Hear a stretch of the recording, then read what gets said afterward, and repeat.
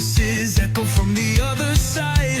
Is it real or just my mind? Things paranormal talks in the dark. Secrets buried leave a burning mark.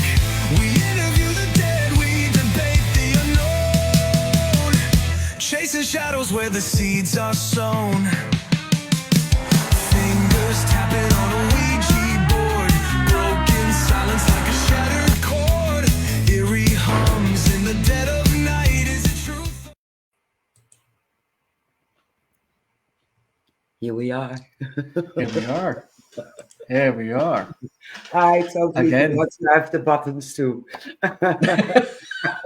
Well, last time we had trouble with that already because we forgot Yes. we both had the buttons, and I started clicking out. You clicked me back in again. It was Yeah, funny. I love throwing you out. I do love it. It is fun. Yeah. Well, good evening, everybody. Before we start, I'm instructed to read a little introduction about the person we are going to interview, who's in our show.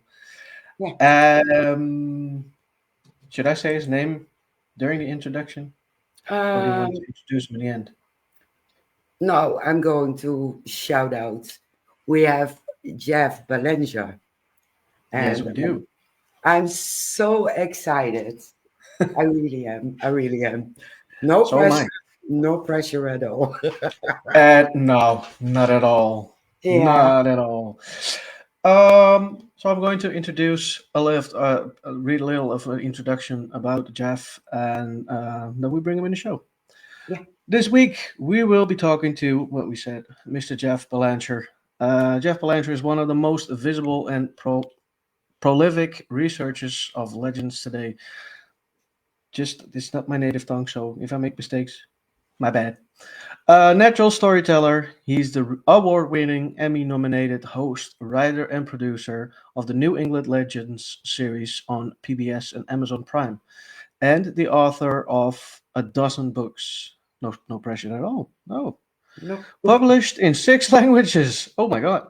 He also hosts the award-winning New England Legends weekly podcast, which is garnered over 5 million downloads. You said something about hard words. This is a hard word. Since its launch, and the ranks in the top 0.5% of all podcasts as far as popularity according to the listen notes. Always one of the chasing adventures. Jeff has climbed the Kilimanjaro in Africa. He's explored the ruins of Machu Picchu in Peru. He's searched the catacombs in Paris. I'm jealous now. Where he encounters his first ghost.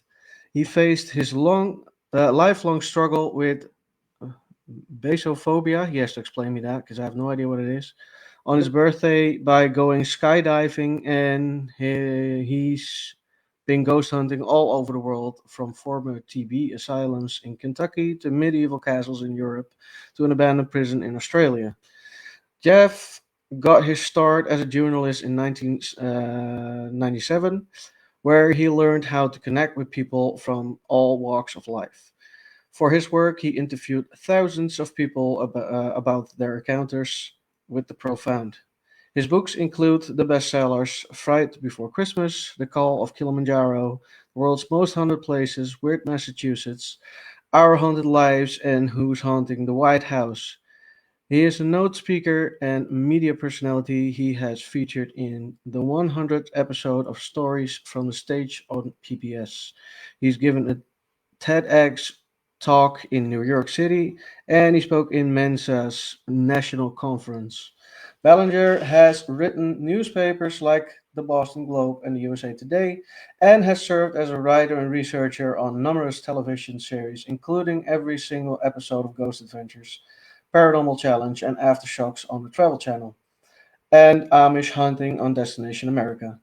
He's been a guest on hundreds of radio and television networks and programs, including the History Channel, the Travel Channel, Biography Channel, Reels, PBS, NECN, Living TV in UK, Sunrise 7 Australia, Bell in Canada, The Unexplained with William Shatner, The Maury Show, CBS News Early Show, CBS Sunday Morning, Fox, NBC, ABC, and CBS affiliates, National Public Radio, the BBC, Darkness Radio, Australian Radio Network, and Coast to Coast AM. Whoa, that was a big list.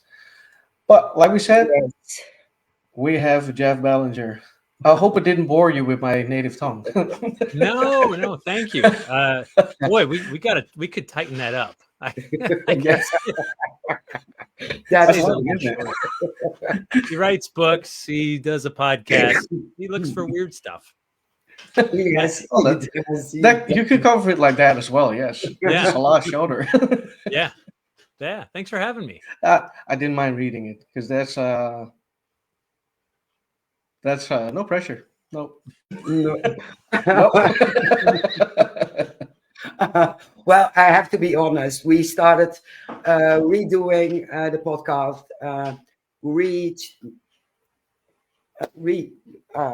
launched it a year ago, and we had a bucket list. And I was talking about a few people, and you were on it until you said yes. And I read your bio. I told Shane, "Oh my God, what have I done?"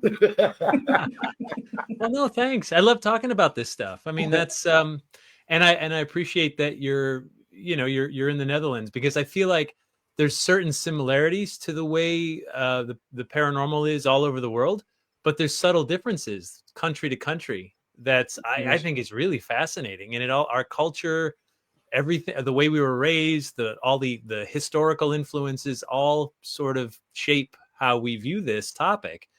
And what makes it similar and different to me is just the most interesting. It is. Yes. And now a little birdie told us, if you want the conversation going, you have to remind him of Ghost Village. Oh, So- God, yeah. So when I started in all this, I started writing for newspapers and magazines.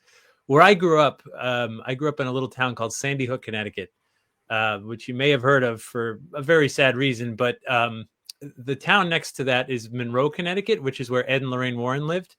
So The Conjuring, I knew them since I was about 13 years old, and I would go see them in the fall, and I've been to their home and their museum, and they were just, local weirdos back then. They were not anywhere near as famous as they are today.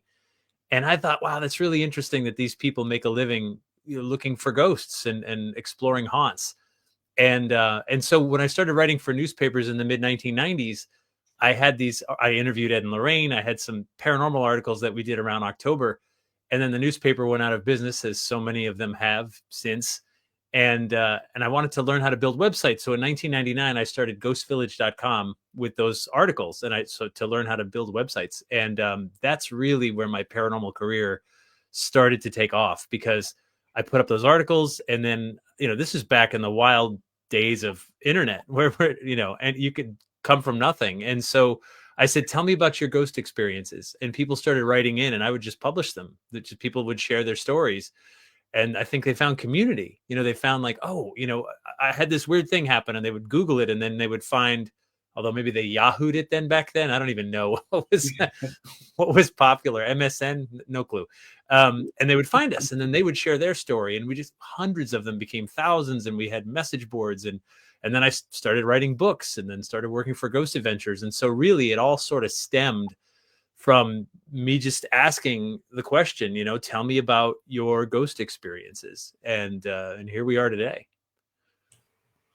Wow. Now, I read you had your first ghost encounter. It's not that far from here, 5 hours. No. Drive. And Yeah. we are both very jealous, because it's Oh, yeah. really the first time I heard about it. And a ghost encounter over there in Paris at the catacombs. So, can you tell me more about it? Sure. So I started writing about ghosts in newspapers in 1997. And then the website was 1999. Up until this point, I had not had a ghost experience. I did not disbelieve, because I talked to a lot of people about their experiences. And I thought, well, I believe that you believe. I wouldn't call you a liar. You were there. I was not. If you say you saw something, okay, I will take you at your word, most of the time. It was 2003 and I was over in Paris and I was there in a whole other work capacity. And I had a day to myself. And while some of my colleagues were going to the Louvre and the Musée d'Orsay, I said, yeah, I'll catch up with you later. I'm going underground. And so Paris is a beautiful city. It's a sprawling city. So they didn't go up, they went out, and when you build a city, you put your cemeteries on the outskirts of town, which Paris did as well, but centuries ago.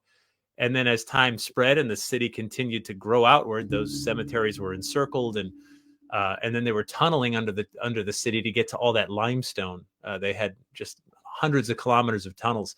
And so by the mid 1700s to early 1800s, they had two big problems.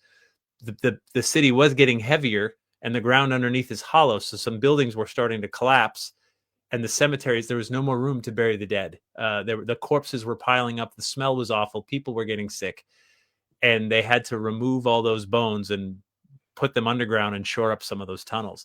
And disturbing a place of the dead is pretty much a universal taboo. The world over, you're not supposed to do it. You're not supposed to mess with where people are buried, but living always take precedence. So anyway, I go to Paris, and I knew what was supposed to be down there, and I knew where to go, but I didn't know what to expect, and I was alone. So I started in the museum, the Musée de Catacombs, I believe is the pronunciation, and I go down below, and it gets very quiet. You're like 30 meters below the city, and I could just hear the drip of water coming through the limestone and the crunch of gravel under my feet. And I see some French graffiti from World War II, the French underground. And I'm moving through tunnels. I had to duck in certain places. And then I came to a doorway that said, arrête, c'est ici l'empire de la mort, which means, stop. This is the empire of the dead. Pardon, my français is merde, as they say locally. But un petit peu, pardon, right? Petit peu. So I go through, and I was just greeted by millions of human skeletons, all around in this very macabre, very intricate pattern. And it takes your breath away at first. And as I start to walk through the tunnels, I got to this one long straightaway, and I was walking, and I stopped because a dark shadow the size of a man stepped out from one side and went to the other and then back again. And I froze, and I just went, okay, wait, I was alone down here. And then I thought maybe there's a little side tunnel up there, and I missed somebody, and there's someone else down here with me, but there was no side tunnel. It was just straight all the way to the end. And in that moment, it started to sink in. I said, oh, it's 11 in the morning. I'm of sound mind and body. I'm not drunk. I've had no alcohol, no drugs, nothing. And I went, if that's not a ghost, I don't have another word for what it is that I saw. And when you introduced me, you said, my name is Jeff Belanger, which is how I pronounce it here in the United States. However, it's a French name. And when in France or Canada, I pronounce it like the locals, which is Belanger. And so I was thinking about this. I'm like, my DNA is down here somewhere, right? If you trace it back, right, there's got to be some strands somewhere in these bones. I don't know if that was the connection, but I do know that in that moment, not only did I see what I believe to be a ghost or a spirit, the hundreds of people I had interviewed to that point, their experiences became a lot more real too. Because I went, oh, I'm not psychic. I'm not sensitive. I'm not a medium. I was just here and this happened. And that was also the way out, was to keep going straight. So I kept walking, and I get back to the surface, and it took days, weeks to sink in that I said, wow, I think I've seen a ghost. And I went back a few years later. I went back to the same exact spot, and I just said, okay, I'm back. Come on out. Right here I am. But nothing. That was it. No. The analogy I've used is that we know lightning strikes the earth 1,000 times a day, right? All over the planet. Not usually right near where we're standing. No. That doesn't usually happen. If you ever are somewhere and lightning strikes right near where you're standing, you will never forget it the rest of your life. And I think that's what happened. Lightning struck. I saw a ghost, and I will never forget it. Wow. Yeah, I can understand why. Yeah. I can. The fact that you had the balls to walk through, and I was like, I would have been like, oh hell no, book back, bye. I'm not This is scared, what but we I'm walking do. further. No, no. No, but come on, this is what we do, right? Like this is I don't know, like you do it long enough, and I get excited for places like this. You know, I want to be there. I most of the time, I've been doing this over 25 years now. Most of the time, I don't see anything. That's my Nope. expectation. If I go to a battlefield, a castle, a dungeon, you name it, I don't expect to see anything because usually I do not. But once in a great while, something happens. And when it does, my first instinct is, how can I explain this away?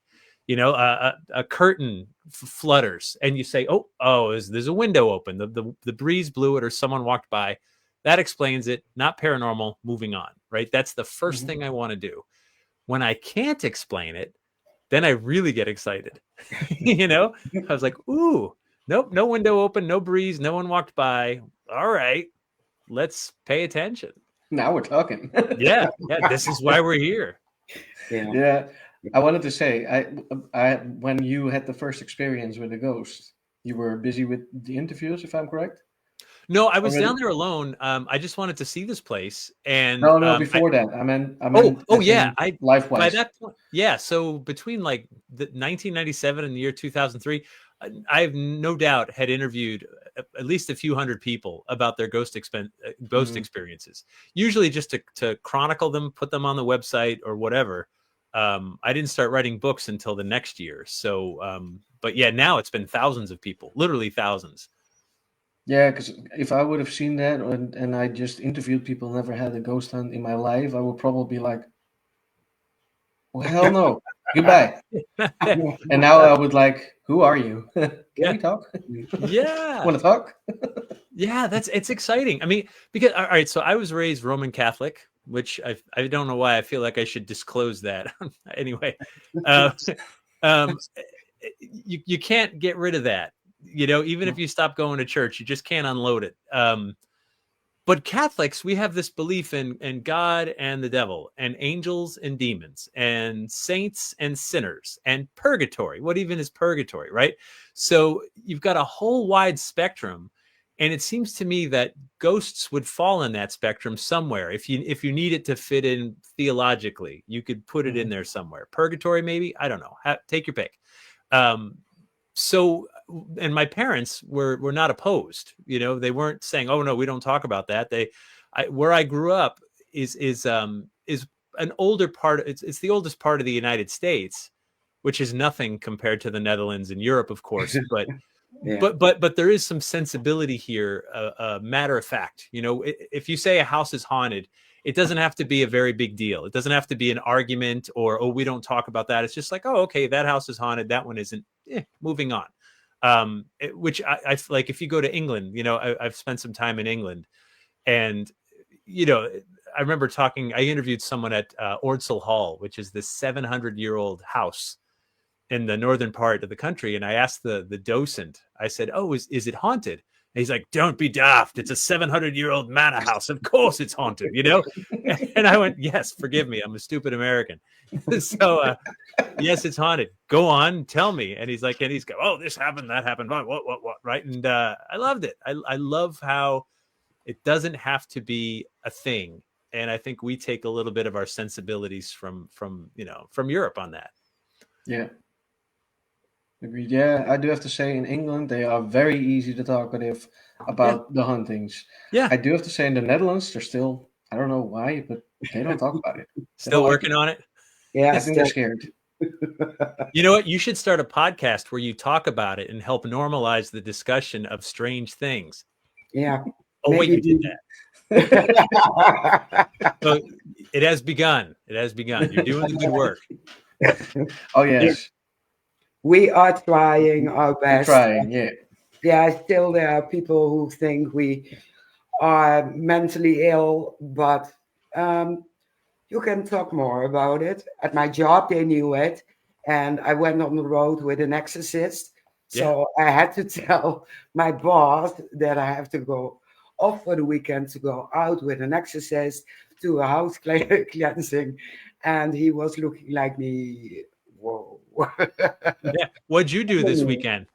Yeah, I'm Golf. going with an exorcist. Yeah. Yeah, Yeah. I'd rather go out with The Exorcist than go golfing any day of the week. Like, no Yes. question. That sounds more interesting to me. Oh yes. What's your day job, Mary? What do you do? I do some administration, and I make sure everyone who's sick got mental health. Oh, They okay. have someone to talk to, go to the doctors, and I'm overseeing it all and how Yeah, many yeah. hours they work. So, yeah. And I do swim with disabled. That's great. And I, what I love about the paranormal, right, is that science doesn't really want to touch it because it'll make them look bad. My sister is a PhD doctorate in psychology, and I've brought her to a couple of investigations at homes where I said, "Look, what do you think? Do you think these people are with it? Are they okay?" And she said, "Yeah, no, I think they're with us. This is not. I don't think this is a delusion. They're interpreting this as a real event. This thing they're experiencing." And I asked my sister, I said, why wouldn't psychology, like, forget if you believe in ghosts or don't believe it. It's irrelevant in some discussions. Mhm. If your patients perceive it as real, well, you got to deal with that. That is something you have to deal with as a psychologist. And she said, honestly, if we started talking about ghosts and spirits, psychology just now is starting to get some legitimacy, after 100 years of fighting for it. Yep. She's like, and it would set us back, and no one wants to do that. So they're not going to touch it. Academics don't want to touch it because they think it'll make them look foolish. So it's left to the rest of us. And whatever you do, you can bring that to the research. So you're around, people that need help and psychological help and things like that. Whatever it is you do. I mean, there's some famous plumbers here in the US that had their own TV show for years. Right. Sometimes what's knocking in the wall is a hot water pipe, right in the cold. Tick, tick, tick, tick, tick. It's not a ghost, Yeah. So whatever you do, you can bring that to this, which I think is wonderful. And then we can Yeah. discuss it and see what happens. Exactly. Yeah. Agreed. Ah, Yeah, I had a psychologist where I went to, and she wanted to go on a ghost hunt with me in the end, which is not allowed because I'm a patient, so it wasn't allowed. So she had Oh, to wait a year. really? Did she go? No, never heard her again. Come on. Too bad. Too Hey, bad. never say never. You never know. Joanne You never know. is making a great remark. There's a study being done on the link between schizophrenia and the paranormal. Yeah. So sure. I mean, people with schizophrenia, or multiple personality disorder or whatever, there was a time where it was assumed they were possessed. Yeah. And then it got this label. And then once in a while, someone says, well, let's not rule it out. Right. I mean, let's not rule out that there's some influence here that is beyond just some misfire in the brain. Wouldn't that be interesting? Right. Mhm. At the same time, let me say, yes, bring the psychologist along too. Let's not leave that out of the discussion. But if I were suffering, I haven't dealt with a lot of home cases because they're just so touchy, and I'm not qualified, quite honestly, when people are suffering in their home. However, when I have gotten involved, I said, okay, have you talked to your medical doctor? Have you talked to a psychologist? Have you talked to the utility company about the wiring in your house? And as soon as they go, no, no, no, it's a ghost, how dare you? I say, your problem can't be that bad. Because if I had a problem, I would bring in everyone. I'd be Yes. like, check the wiring, check the house, check for radiation, check up here, check my Yeah. medication. Let's rule everything out that we can rule out. Yeah. And then we'll get on with it. There was one case I remember. This woman said in her bedroom she was petrified to go to sleep at night because she was having these horrible visions. It was so haunted. And so we went in with EMF meters, regular EMF meters, and she had a clock radio right next to her bed, this far away, right? And so the EMF meter is off the chart by this clock radio. it's whatever, it's old and it's just emitting a lot of energy. And we said, hey, how about you just get rid of this or put it on the other side of the room and try sleeping when it's not right next to your head. The ghost went away. And so that's one of those cases where it's not paranormal. You're just highly sensitive to electromagnetic energy. Yeah. And an EMF meter was able to solve that. How wonderful. And you now know, just don't put your head, especially when you're sleeping, near large energy sources. And and so that was able to solve it. So yay, that's wonderful. But of course that doesn't solve everything. Sometimes there's the cases where everything seems fine and you go, ooh, but there's still something paranormal. And then I really get excited. Me too. Yeah, you're like, ooh, couldn't figure it out. Let's keep looking. Yeah. Yeah. Like standing in the middle of a parking lot and turning around and have a spirit like this close to me. And you blink with your eyes and it's gone.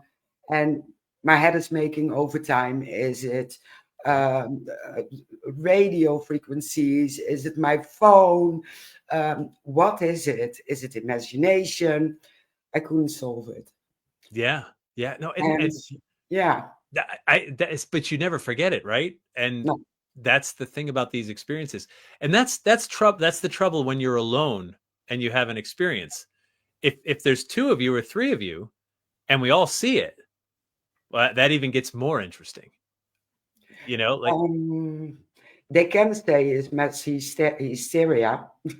Yeah, I don't believe in that. I just don't. I've never had the experience where someone says, look over there, I see, a demon. And I've been in locations where I remember it was Waverly Hills Sanatorium, this old tuberculosis place in Kentucky here in the US, and an amazing haunt. I had a very weird experience there as well.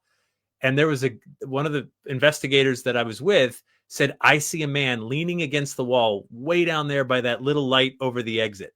And I went, okay, I don't see it. And I said, but you see him. She said, yep, he's leaning. He said, he's leaning against the wall. I said, I'm going to go walk. You tell me to stop when I'm next to it. And so I walked down the hall. He said, stop. And you're right next to him right now. And I said, right here. I didn't see it. I put my hand out. I didn't feel anything. I didn't see anything. And I'm not calling this person a liar at all, but I didn't see or experience what they were in the exact same place and time that it was happening. And so, okay, you got to shrug and say, you're seeing something I'm not. Maybe it was meant for you and not for me. In that same building, there were four of us standing in one hallway, and all four of us saw a person walk out of one of the doors and look at us and then go back in.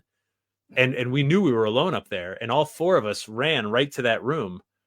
And if it was a living person pulling a joke on us or something like that, the only two places to get out would have been back into the hallway where we were, or jump out the third story window, which we would have heard that, So that's one of those cases where you go, all right, I think four of us all just saw a ghost. Yeah. Yeah, you would definitely hear the ouchie boo boo. Yeah, right. The scream, ow, my leg. Yeah, if you didn't die and become the next ghost. Yeah. Well, you never know. Maybe that was the case before. Yeah. These buildings, there's an expression here, if the walls could talk, right? And I love that expression because I think walls can talk if you know how to listen. And that's what we try to do. Absolutely. Yeah, I agree. Yeah. Sorry, I had to mute myself because my dog started walking. I didn't hear him. Thank God. You do also podcast training. Yes. Yeah. So I live near Boston in New England, and it's the northeast part of the United States. And growing up here, there's so many weird stories, not just ghosts, but UFOs and cryptids and monsters and all kinds of strangeness. And my podcast for the last 7 years, we try to celebrate it, because when I hear that there's a monster in this lake, or this was a UFO landing site, or this building is haunted, the next question I want to ask is why, or how did it come to be that? And to answer it, you have to go back in time. That's any haunt. You have to go back. So you go back and say, well, who lived here? Who died here? What events took place on this land? Who are the people that came before us? There's been people here for about 12,000 years. That's a lot of human history. We only talk about the European history from 1620 onward, but there were people here thousands of years before that. So that's a lot of layers of high strangeness that sort of come together where we are. What made you so interested in the history of everything? Well, I love history. I think I once got to interview this Scottish historian, and I will forgive me. I'm going to try my best at the brogue, but he said, "Lad, history's a damn good story. It just needs damn good telling."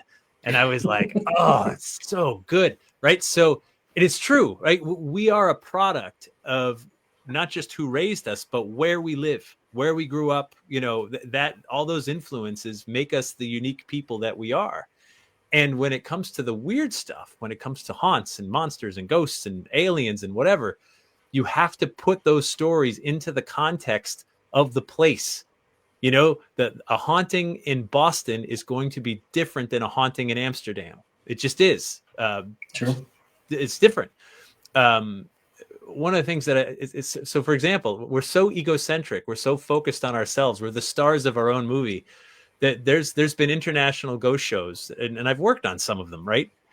They go to another country and they get EVP in English. Yeah. Right? And you go, nobody speaks English where you are. Why would you get an EVP in English? You would expect it in Spanish or German or wherever you are, right? Like if people mostly speak a different language, you would expect the EVP to be in that language. And yet it's not. Stuff like that makes me scratch my head. And you got to say, well, let's put it, either there's a universal translator or maybe it's coming from you, which is still paranormal and very weird. But I want to put it into that context of where it is. And so when you fit these stories in, you really start to understand not just where you live, but you understand a little bit more about yourself too. Yeah, agreed. Yeah, in my honest opinion, I think that when you die, you can speak every language. Maybe. That's my belief system, because when I do EVPs in England and I use Dutch, I get Dutch answers from English people. Yeah, with an English accent, I hope. Probably, yes, but it's still Dutch. Yeah, right. It's the same in Germany. Yeah. We go to Germany for holidays. Yeah. When I find an interesting building, I start asking questions. When I'm going to do it in Dutch, I want to see the answers. It's almost never in German. Almost always in Dutch. Here's an interesting thing to kick around, because I'm a writer, I'm a word guy, right? So every language has limitations, right? So we only have so many sounds available to us that our mouths can make that form all languages of the earth for all time. And those languages, the best and the worst, all have their limitations. We're trying to express something that can be so profound and so amazing using this very limited thing we have called language. And so how do I describe a sunset to you? I mean, I'll do my best, but but you being there and seeing it is so much better, because then neither of us need words. You're seeing what I'm seeing, and there it is, right? There's this, wow, look at the colors and the beauty and the however you feel inside, those are unique to you. So yeah, I mean, maybe that's what it is. We're all using what limited resources we have, and in this case, language, to try to communicate across this veil, right? Yeah, exactly. Absolutely. But to jump on it, even when we do EVP sessions, we did get Spanish, French, German, and Dutch here in the Netherlands. Yeah. But it can be explained because we were part of Spain for a very, very long time. I think also Italian, because the Romans came over here. We had so many layers with so many languages. So Right. everything is possible. Yeah, of course. No, I love that, and I love that. Someone once sent me an EVP. It was really interesting. They said it was Morse code. You know, the dots, the do do do do do do Yeah. do, right? And so I got the audio file and I put it into a wave editor, and very clearly you could see the short and the long. Simple. I went to a Google Translator for Morse code and put in, you know, dot dot dash dot dot dot dash dash, put the whole thing in, and it translated perfectly to it was something like X9WRJ43, something like that, some letters and number combination. And I said, well, that's really weird. Like they're all definite letters and numbers, but that doesn't make any sense together. And so I Googled that, and it turned out it was a radio beacon call sign near Boston that just puts out that signal that it's its call sign all the time. And they were close enough to the tower that their audio recorder picked that up. Cool. Wow. So totally normal, not paranormal. Yeah. However, interesting. So all right, So cool. Yeah. you picked up a broadcast of something, and you know, because we were so excited, we're like, okay, we could do Morse code, we could figure that out. There's apps for that. You know what I mean? Like you could type in a message. And I did an investigation on this haunted Navy ship near me, the USS Salem. And there's an app. It's free. Like I didn't make it or anything. It's a free Morse code app. If you were in the Navy, I think to this day, if you're in the United States Navy, hi Susan. If you're in the United States Navy, they make you learn Morse code. Everyone has to know it. Every sailor has to know this. So I had an app that could make the flashlight on my phone flash Morse code. And so we rolled audio, and then I would type out messages. Hello, can you give me your name and rank? What was your favorite place to serve? You know, and we would flash it into the ship, this thing. And if they want to reply with Knox and Morse code or whatever, we could translate it later. It didn't work, sorry, but it was an idea, right? It was an idea. Yeah. Can we use this form of communication in a place where they absolutely would have known how to translate it? Yeah. Yeah, you bring me up. You give me ideas right now. Yeah. Try it. I want to try that out. Yeah, it's a free app. I've done it with a laser. We filmed it, and we were on this location. I live on war ground in Arnhem, a bridge too far. Yeah. That's where I live. Yeah, So we were in the forest, and my flashlight began flickering, and we filmed it, and we left, and I put it on, and it didn't flicker. We gone back, and it started to flicker again. So we were convinced it's Morse code, but it just happened once. We tried to debunk it and do it over again. It didn't happen again. We've been there last year, I think, Shane, and nothing happened. Nothing. Wow. Yeah. Well, that's lightning doesn't strike twice sometimes. Nope. Most times. Yeah. It is. And it's a certain period, Memorial Week. Almost every year I go out and investigate. I'm hooked. Yeah. I'm hooked. And Yeah. We got German EVPs, and we heard boots walking and dogs barking. It's so addictive, and nothing repeats. And yeah. Shane got a dog barking just a few minutes ago. Yeah, but it's not paranormal.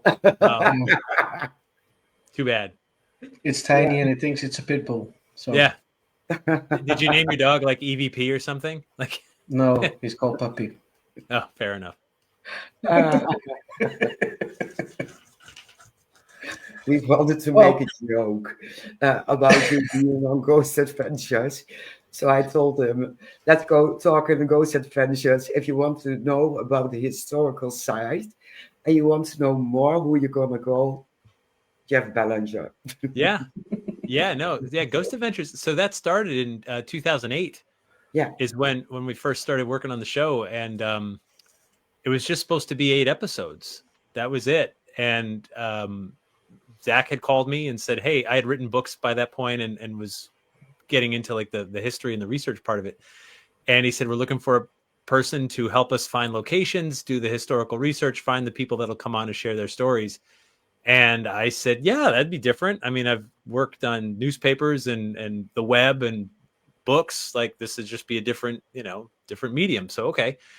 And then we worked on the show, and then they came out, and I thought that would have been it. But then the Travel Channel at the time, who was running the show, said, I think we have a hit. Can you guys get back to work?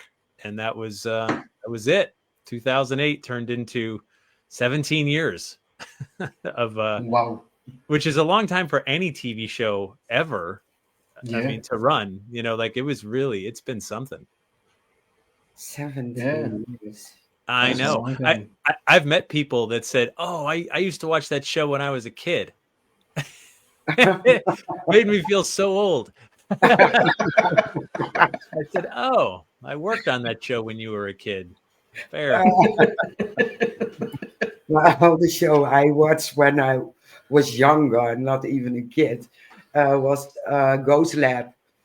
Oh, yeah. Yes, The one. Fling Brothers. Yeah. Yeah. Sure. No, you got that over there. That's cool. Yeah, no, I see those guys from time to time. They're still doing their thing. They're in Texas, and yeah, they're still. It's so funny because it's such a small community. We all know each other. We've all run into each other somewhere, and it's such an interesting community.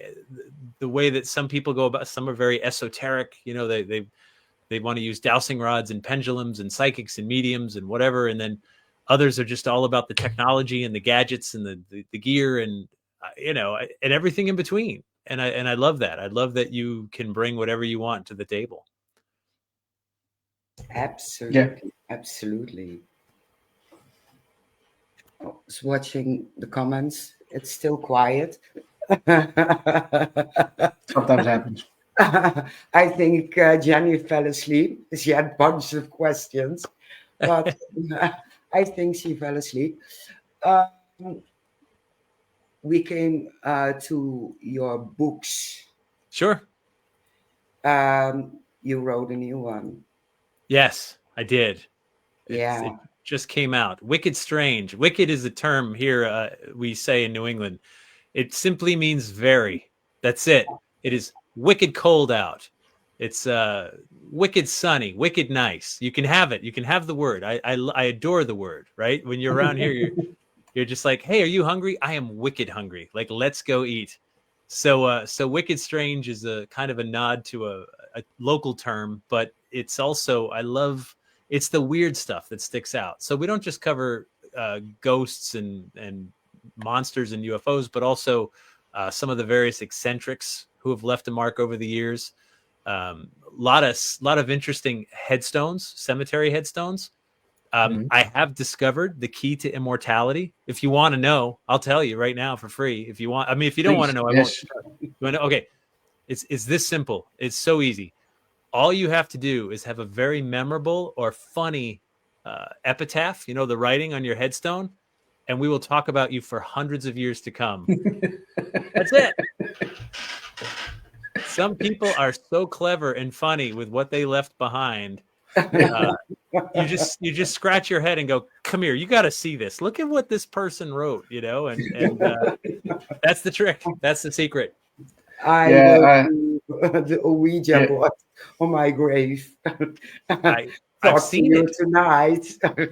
I've seen a Ouija board on a grave. The Talking Board Historical Society, who they chronicle all this, the Ouija stuff, and Ouija is such an interesting part of Americana, right? So Ouija goes back to 1892. It was the Kennard Novelty Company in Baltimore. But that's just that's a trade name, a talking boards were all over. It was or spirit boards or witch boards, whatever you want to call them. But Ouija's the brand name. And early on, it was just this fun parlor game, that you would play. And how does it work? I don't know. It doesn't matter, but then the reputation got darker later. right? And that really was around the time the Exorcist movie came out, which was 1973. Yeah. And then Lorraine Warren, God rest her soul, that woman would preach from the highest mountain not to touch Ouija boards. I disagree. I don't have to agree with her on everything. I think, look, if you're afraid of it, I get it. Maybe don't touch it. But at the same time, there's nothing magical about cardboard and plastic. And not only that, I don't think there's anything to it. I think you are the psychic. You are the medium. When you use this device, it's like you're the compass. That's the needle. That's just the needle. Yep. But you're the compass. You're the part that matters the most.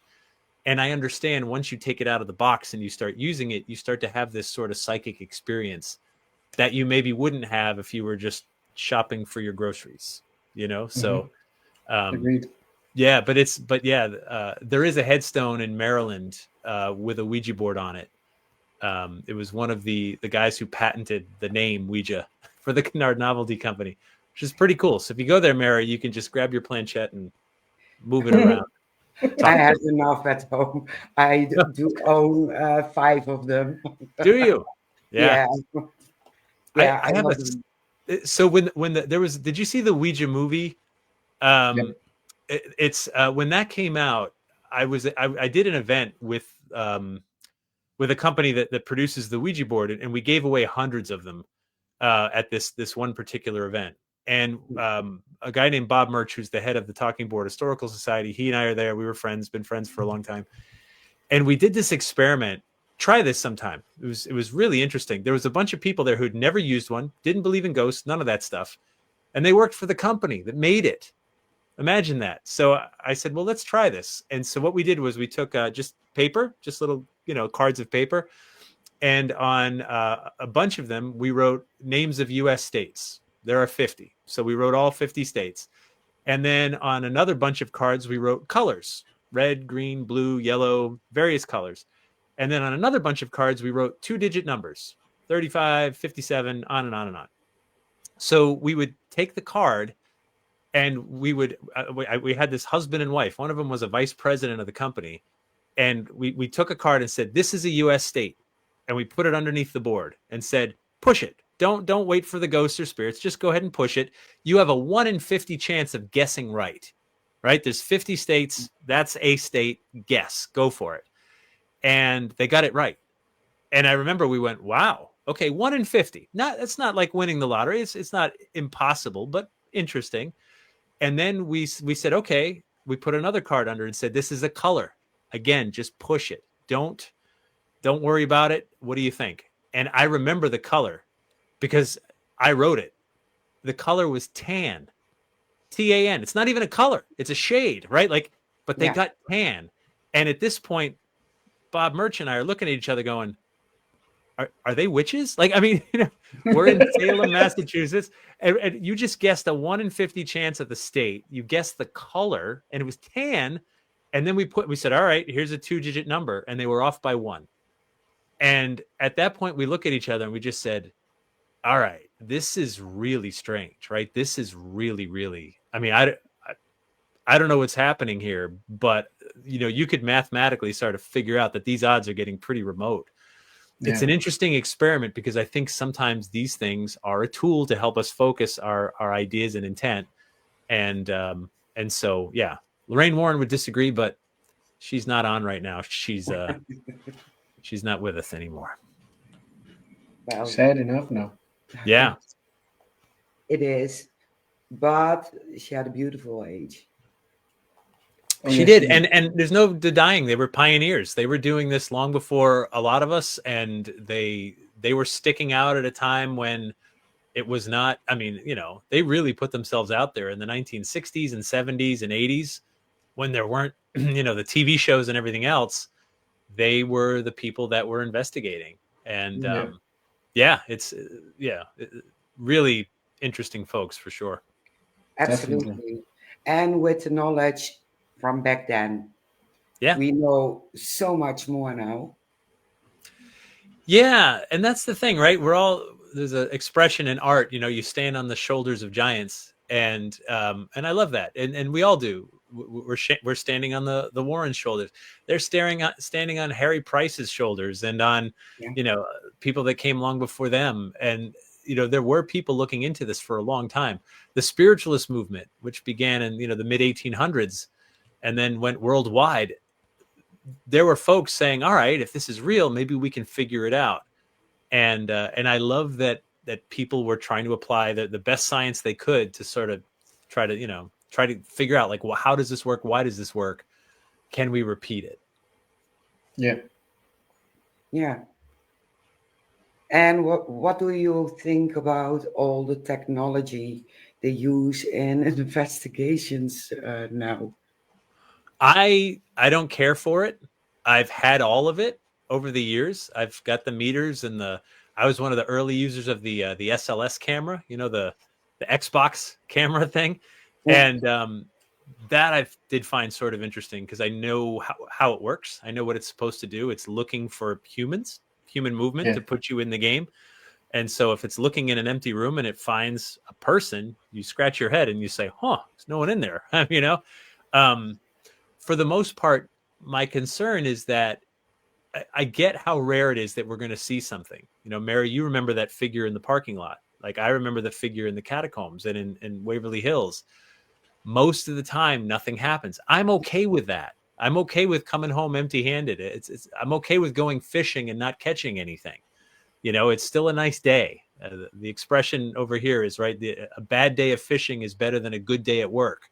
So, yeah, so that's okay. Same with ghost hunting, and so I'm okay with that. But when you go out and you wait for your meter to light up, a lot of things will set off an EMF meter. You get a text message, a key fob on your key. We live on a giant magnet called Earth.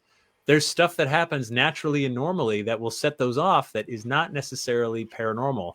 And so I think sometimes we're fooling ourselves. And so the more apps and gear and everything else we get, my concern is that we know we're not likely to see an apparition, but are we fooling ourselves with all this stuff? I'd rather just sit quietly and watch and wait, or walk around and just be in an environment and see what I feel or hear or experience than look at all the gear. But I do appreciate that some people are trying to measure and capture this stuff in other ways.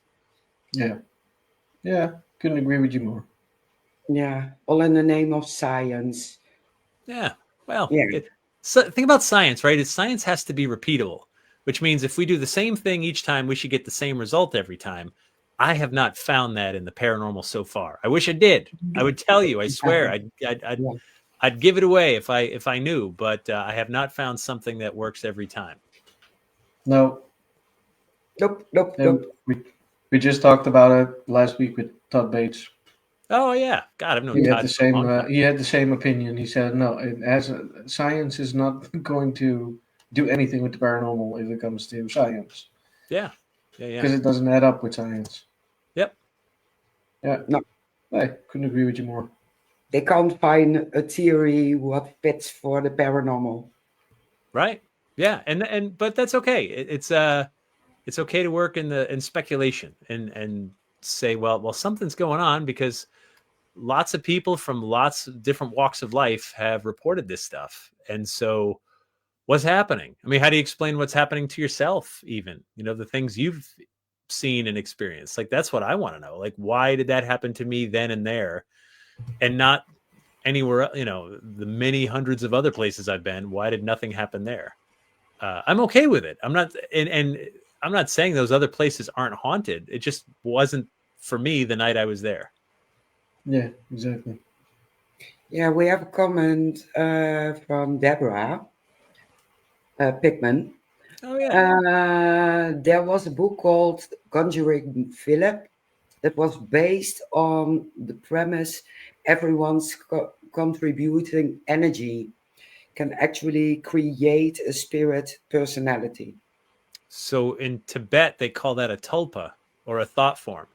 Yeah. And so you can think something into reality. We do that all the time, actually. We do that. Think about a job you may have had where there's like a person that you work with, but you've never even been introduced. And you're just like, oh, I think she hates me.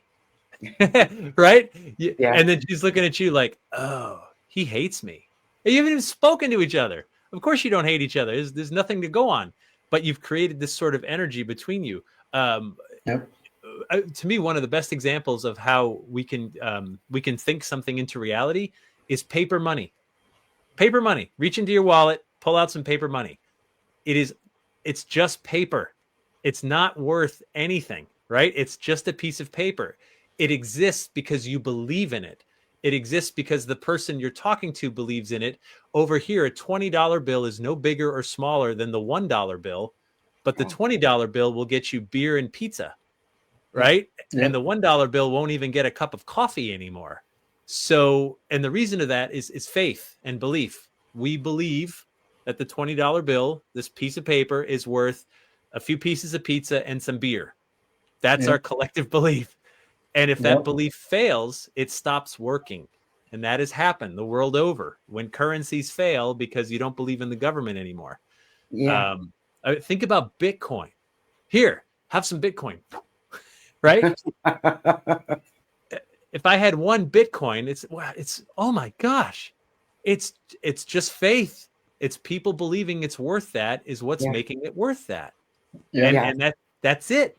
That's it. And I actually I don't own one Bitcoin, but I bought a little because I'm just like, all right, I get that this is theoretical, and I get if other currencies fail, this might be the thing we agree on. And so maybe it's not a bad idea, but it's all operating on faith and belief. That is it. There's no gold vault that you can exchange your Bitcoin for gold, right? It's just theoretical. Yeah. And so absolutely we can create a spirit. I've seen TV shows do it. So there's a place not too far from me in Rhode Island, an old historic mill that was part of the early industrial revolution here in America. And this one ghost show went in and said, oh, there's a ghost of a little boy. Nobody who'd ever worked there or visited there had ever talked about the ghost of a little boy. But we know children did work on these machines because that was before the days of laws, right? Little kids could work these long shifts. And so, but there was never any report of a ghost of a little boy. After the TV show aired, people kept coming in saying, I saw the little boy. I saw the little boy. Maybe everybody missed it who worked there and everything else. But they saw the ghosts. They reported other spirits and things. But this one was new, and it didn't exist until a TV show said so, and other people went looking for it or something to validate that thing.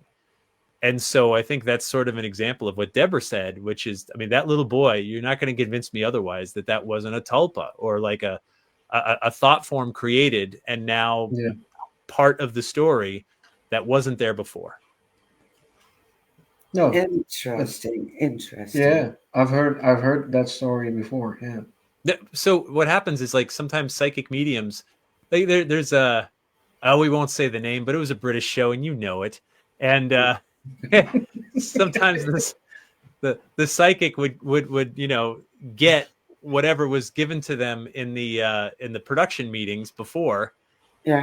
And someone who worked for that show started to mess with the psychic and give them funny names that they would then go on the show and say, oh, I'm getting the spirit. And I know the people involved, and I tip my hat to those people. But suddenly that show airs, and people are now looking for these names that are nothing but a joke, to kind of like call someone out for just, making stuff up. But now that joke name has become part of the story, whether they like it or not. Yeah, and as soon as people are starting to look for it, they give it energy, and energy turns out into one big thing. Yeah. Energy is a weird thing. Yeah. Joanne is stating, fascinating. I need to sign off. We offended her. So much. Hi, Joanne. We must have offended. Sorry, Joanne. No. She can take it. All right. Oh, yes, she can. Yeah, she knows before. Yes. Just a year or so. But yeah, Mary, you wanted to ask something? Okay. No. I just wanted to say we're gonna fight afterwards, but no. Your new book. Huh? What can we read in it? So it's there's 6 New England states: Maine, Vermont, New Hampshire, Massachusetts, Connecticut, Rhode Island, and like I said, I cover haunts, I cover funny and unique graves. It's actually a pretty funny book. Like there's a lot of stuff that you just sort of have to laugh because someone did a thing, and roadside oddities, eccentrics, a UFO story from all the 6 states. Because that interests me too. I mean, if you're going to go down the rabbit hole, don't go halfway, just go all the way. Let's put it all on the table. Let's explore everything. And I don't know if it's available in Europe yet. I know it's available in the US and Canada, on Kindle and print, wherever books are sold. I don't know if it's in the UK or otherwise yet, but it's a lot of it's based on stories I've covered in my podcast, which you can get anywhere. That's wherever you listen to podcasts, you can find New England Legends. And it's also, there's a photographer I've worked with for many years. We do a haunted calendar every year. So he takes these great photos and I write up the stories, and we've produced this calendar every single year.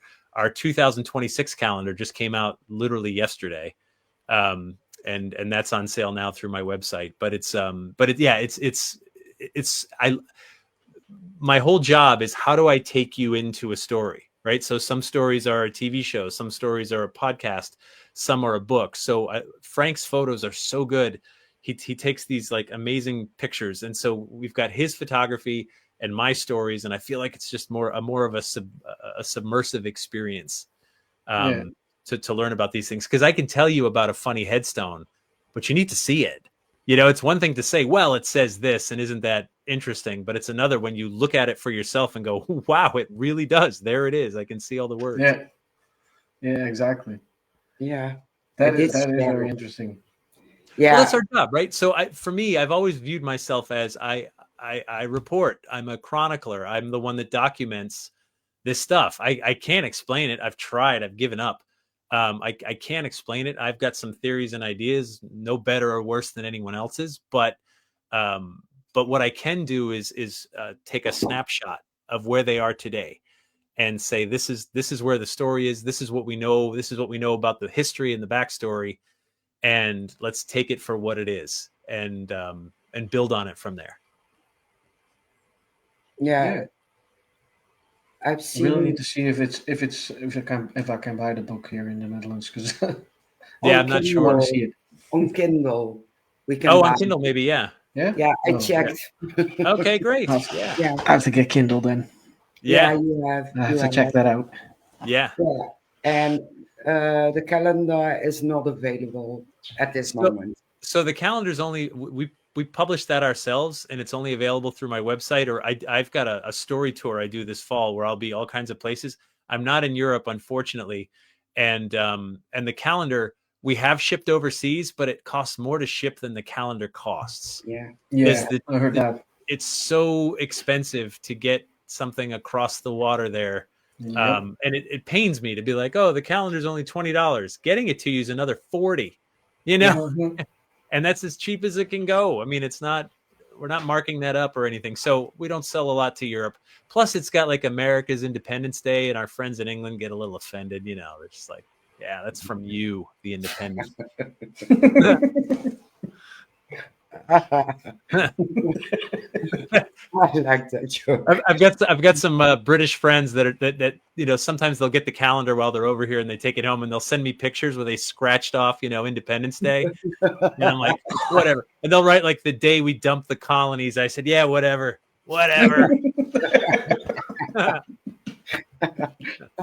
That's funny though. I can take it, Joe. They in Boston, we have a very famous historic event, the Boston Tea Party, where it was one of the big events of the American Revolution. A British ship came in and we threw all the tea into the harbor, right? Like that was a protest because they tried to tax our tea. And so it's always when I was over there, and I love tea. I actually do really enjoy tea. Yeah. And I was over there, and the joke I make every damn time to all my British friends, and they're so sick of it, is they'll hand me a cup of tea and I'll be like, you're not going to tax this, right? And it's just, oh God, it's no mercy. That's why they do that to your calendar. Stop Yeah, doing that's that. right. Like, we're gonna tax your tea and scratch you off Independence Day. Okay, doesn't change a thing. Nope. You lost love. Yeah, yeah, I think you with the tea. yeah, yeah. No, it's look. You got to laugh at this because sometimes it's pretty weird, and uh, there's been many a night where I know it's like a Saturday night. There's a group of us in the dark, midnight, all the lights off, talking to something we can't see, hoping it responds. And once in a while, I look around and you're like, what are your regular friends doing tonight? They're at a bar or something, right? They're Yep. having drinks or they're at the nightclub, and here we are at a cemetery or in this abandoned basement. You know, just looking at lights flashing and talking to the darkness. And I wouldn't trade it for anything. I just think sometimes you do have to laugh at it, though. Oh yes. You can't stay serious all the time. It's not problem. Not possible. Yeah. Cherie says hi. Hey, How nice for you to drop in. Definitely. I just noticed yes. across the bottom it says parental discretion is advised, 18 plus. I think we've been very family friendly. Yeah, tonight we've been. Okay. I said one bad word in French. Doesn't even count. No, it doesn't count. Yeah. No. It's French. Yeah. You can say everything in French. It sounds very French. Yeah. It's not even offensive. No. No, it's different with German. Everything sounds Angry. offensive and Yep. angry. Sounds like Yeah. you're going to kill somebody. Yeah. Ich bin ein Berliner. Please don't hurt me. I just said I'm from Berlin. Oh, okay. Yeah, exactly. I was worried for a while. You were a little scared, weren't you? Oh, oh my Yeah, God. it's not just us, and we live next to them. Yeah, yeah. They could just come right across the border, and they tried. Yeah, well, they still do, but they go on holiday. Yeah, right. Yeah. You guys have the best drugs, to be fair. I mean, you just do. We do? Well, Oh. Yeah. Yeah, that one. Mhm. I don't do it, so I had to think. Yeah. Fair. Yeah. That one didn't work for me. What I did think you I'm too say? big or something. I don't know. Doesn't work. Fair. Yeah, it's your body. It's your body and your feet. Wow. Yeah, Okay. he has big feet, very big feet. I get. And we didn't check talk it out. about Bigfoot tonight. Yeah, No. It's Shane. yeah. I'm almost as hairy as him as well. So Oh, good. Do you so that's something I've never looked into in the Netherlands. Do you have any Bigfoot stories from the Netherlands? No, Not just really. the history, the big hairy, yeah, beast-like things which ate women and children. But then you're talking about the 1600s, something What- like that. What's the creature? I have no clue. Oh, okay. if I I do am correct, think it's so. an ape-like. It's an ape-like creature. Yeah, Yeah. Well, so your German friends have Krampus, right? Yeah. Around yes, Christmas Krampus. and Belstickel and yeah. So yeah, It's a creepy thing. yeah. But we don't Very have that creepy. creepy stories here, do we? No. You have Um, Zwarte Piet. Yeah, we do have the Witte Wieven, the White Witches. Oh, okay. Oh yeah, Yeah. we do have them. I don't think they're scary though. Okay. What every culture, right? So, and sometimes it's a label, right? Yeah. In Massachusetts, here, the native people who were here for thousands of years before the colonists, they had a story of something called a Pukwudgie, and the Pukwudgies of eastern Massachusetts, near where I live, they are described as miniature humans, very small, that could turn themselves into ball of light, and they could guide you to safety or back to your village, but they could also kill you. It depended on their mood. There was no telling with the Pukwudgie. that description is so eerily similar to like the Irish will-o'-the-wisp. It's similar to Alaskan Inuits have a little people legend that's very similar. Africa has something similar. So how is it that these cultures all over the world that we're told had no contact with each other all made up the same story? That's really interesting to me. I mean, call it collective consciousness or call it maybe there's really something to it. And that's why I love these stories. Like you could say it's just a story, but then you talk to someone in the Netherlands and they say, oh, over here we've got this. We just call it something else, obviously. But then the description is the same. And you go, huh, why is that? You know, why is that? And I think the whole world is a lot weirder than we'll probably ever know. Oh, yes, definitely. Yeah, absolutely. But you in the States have almost everything. So there's nothing left for us. So that's because we're a melting pot of cultures, right? We had people from every nation have come here over time, and they bring their stories, and they bring their weirdness, and they bring their beliefs, and some of them have blended and merged with what was already here. Some of them are unique, like down around New Orleans, right, which is very French influenced, but also Caribbean and also slave, like African from the slave trade. They've got something called a rogarou, which is it's or loup-garou, right? It's French. It's a werewolf, but it's the French name for the werewolf, and that came over with those cultures, and it's got this Cajun sort of influence to it that's unique to that swampy land that's all around New Orleans. We don't really have werewolves up here in New England. At least, I mean, I found one story, but you know, it's just a story.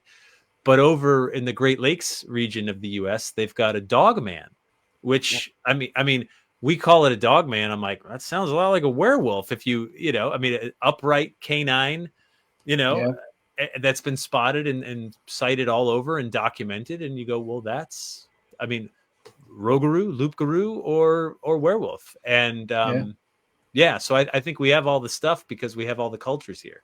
Yeah. There's a good possibility, yes. Yeah. I want a cryptid as well. You want a cryptid? Yeah. I'll give you one. I'll send one over. Okay. just open the box and let them loose. Let's see what happens. That will be fun. No, I'll send you two so there can be more. Oh, yes, do. Perfect. Perfect. Yeah.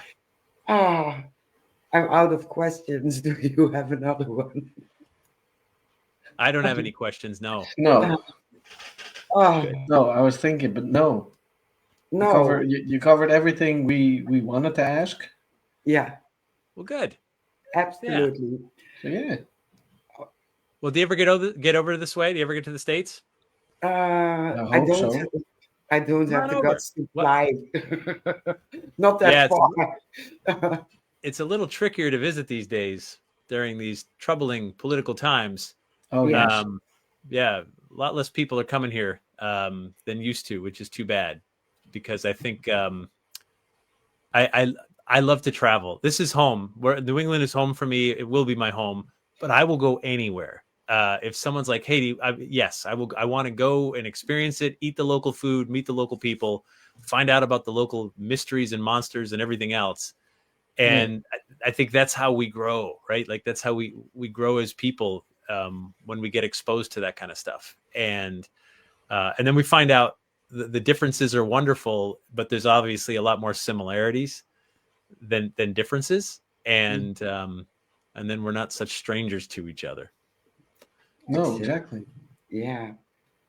If I ever have the courage to fly 8 to 10 hours, I will visit. So it's not even that, well, because I've flown from Boston to Amsterdam. It's not that bad. I could tell you what, no plane I've ever been on has ever crashed. I have literally a 100% perfect record. Yeah. Otherwise you would have been here. Oh, that's true. Good point. But anyway, my record is perfect. No crash. Otherwise, I have to take side legs. Yeah, it's a long boat ride. Yeah. It has. Wonderful ride. If our listeners and viewers want to follow you, where can they find you? I have no idea where I'm going, so don't follow me. It's a bad idea. I'm completely lost. Uh, so my website is my name, jeffbelanger.com, and I'm on Instagram and Facebook and YouTube. And like I said, you can find my podcast wherever you listen to podcasts, New England Legends, and my books are, look online. And I'm very big in Estonia, I've heard, but I wouldn't know. they have a few of my books over there. I don't know. Yeah, I love this stuff, and I love communicating with people that are also asking questions and seeking answers. And so always happy to exchange emails or messages with those folks. Yeah, that's cool. Absolutely lovely, lovely, lovely. I shared out the books, the calendar, and a few of things you posted. So if anyone is interested, go find Jeff or look in our groups, and you will find it.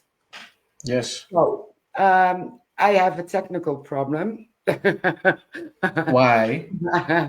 I will explain later.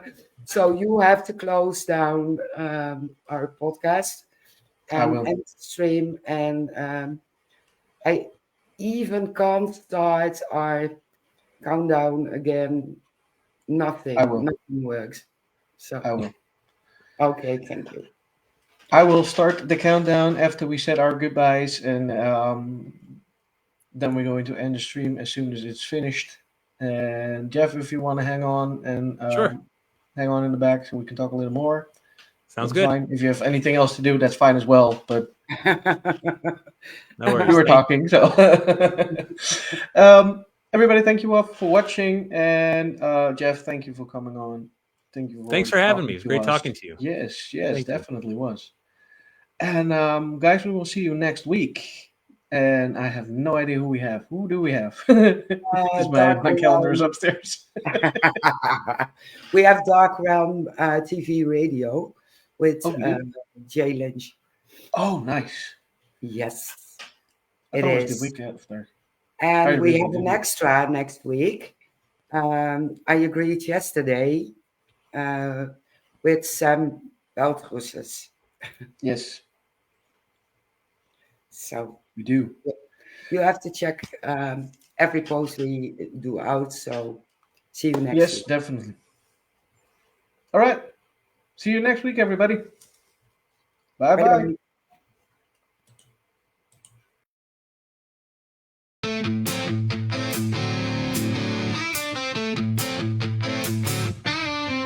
Shadows whisper when the lights go dim.